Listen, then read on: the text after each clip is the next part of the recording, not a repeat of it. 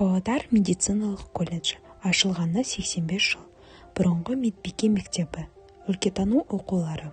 Павлодар медициналық колледжі 1949 жылы ашылған медицина медбикелер 2 жылдық мектебі негізінде құрылған облыстағы байырғы оқу орындарының бірі. Медицина медбикелер мектебінің оқу корпусына 2 сынып бөлмесі, оқытушылар мен бухгалтерия бөлмелері ғана бар. Жалпы алаңы 120 шаршы метрден тұратын кірпіштен жасалған ғимарат берілді. 8 адамға арналған жатақхана ретінде кішігірім үй сатып алынды. 1954 жылы медициналық училище болып құрылған бұл оқу орнына 1995 жылы медициналық колледж дәрежесі беріліп, Павлодар медициналық колледжі коммуналдық мемлекеттік қазыналық кәсіпорны болып қайта құрылды. Колледж құрылғаннан бастап осы оқу орнына басшылық жасағандар: Лангемак Майя Георгиевна, Павлодар 2 жылдық медбикелер мектебінің директоры; Майя Георгиевна медицина училищесінің директоры қызметінде 11 жыл істеді. Ол ерен еңбегі үшін медалімен марапатталып, денсаулық сақтау саласының үздігі болды.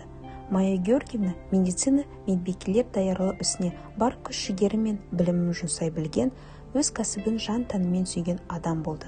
1963-1969 жылдары аралығында училище директоры қызметінде Дубовенкова Полина Захаровна, акушер-гинеколог, дәрігерлік тәжірибесін, білім мен біліктерін студенттеріне тарта білген, өз ісінің шебері болады.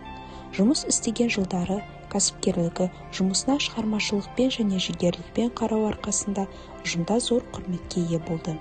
1969-1978 жылдары медицина училищесіне КССР денсаулық сақтау саласының үздігі, Ұлы Отан соғысына қатысушы Тінкевич София Абрамовна басшылық жасады. Оның ұйымдастырушылық дарыны арқасында училищенің материалдық базасы едәуір нығайтылды. Училищеге ғимарат беріліп, оған оқу корпусы мен студенттер үшін жатақхана жайғасты. 1982 жылдан бастап медицина училищесін Гришин Илья Ильич басқарды. Осы жылдары училищеде шығармашылық ұжым топтасып, білікті мамандар даярлайтын оқу орнының дәрежесі одан ары нығая түсті.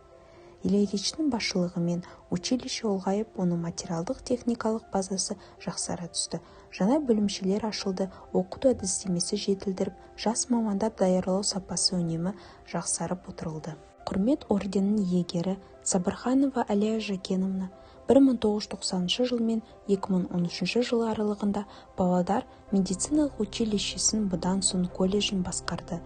Осы жылдар ішінде басшылық қызметті ұстаздық қызметпен ұштастыра білді.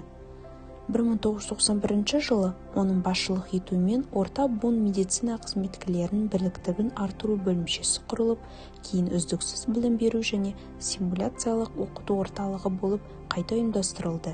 Елімізде тұңғыш рет колледжде эксперимент шеңберінде Павлодар қаласы орта мектептерінің профильді медициналық сыныптары үшін кәсіби мамандыққа дайындау бөлімшесі ұйымдастырылды.